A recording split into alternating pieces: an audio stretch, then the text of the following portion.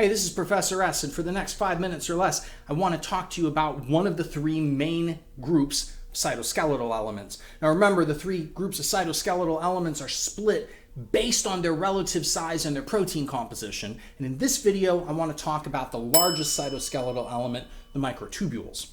Microtubules are composed of the dimeric protein tubulin. It's dimeric and it's globular.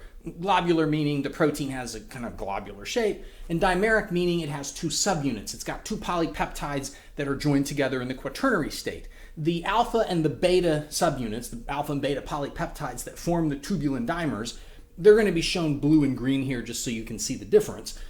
That's got no real significance other than those were the pretty colors I selected when I was doing the animation. Anyway, these little globular proteins will form these large tubular structures that are microtubules, and they form these structures by joining together in a spiraling fashion.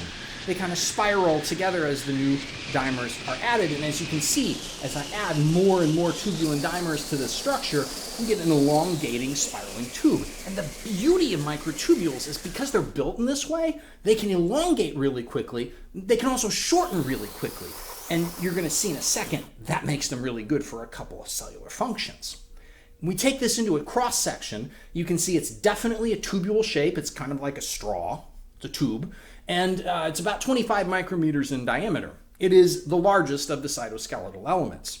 Now, in terms of functions, we can talk about a lot of different potential functions, and there's even some functions that a lot of textbooks like to split up from each other, which I think is ridiculous. I want to focus on what I consider the three most significant functions that are distinct from each other. So first and foremost, microtubules can be used to anchor organelles in particular positions within the cell. They can kind of be positioned between an organelle and the membrane and act as a strut to anchor that organelle within the cytoplasm. So even though it's a fluid environment, the organelle's position doesn't change very much. Secondly, they act as a sort of light rail system to move organelles around within the cell. Now, they don't actually do the moving, they interact with other proteins. Motor proteins like kinesins or dyneins, and the idea is those motor proteins interact with the organelle and with the rail formed, or the rail formed by the microtubule, and then the microtubule elongates or shortens as the motor proteins engage it and the organelle moves around the cell. If you've ever looked at mitosis, the spindle apparatus in mitosis and in meiosis is made of microtubules. Now, to be really honest, I'm not going to list that as one of my three functions, though, because what are chromosomes? They're organelles. Moving organelles around in mitosis is still moving organelles around.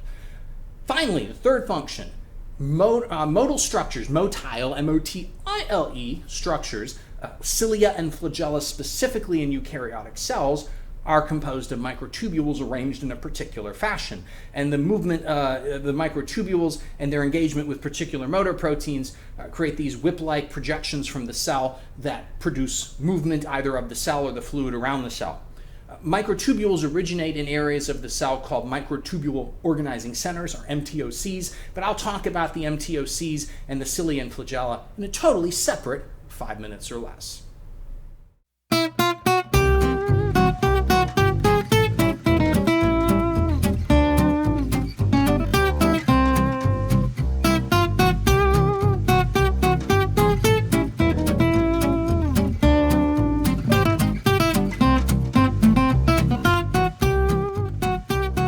All right, so this is just going to be just a regular take, right? Yes, a completely normal take. Like no projectiles, no... None of that.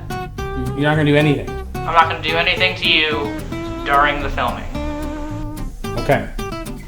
Hey, this is Professor S, and if you enjoyed that video, here are a couple others that you might enjoy as well. And don't forget to hit the button to subscribe so you can see everything that I'm putting out as it comes out. Thanks a lot. Is that good? Yes, perfect.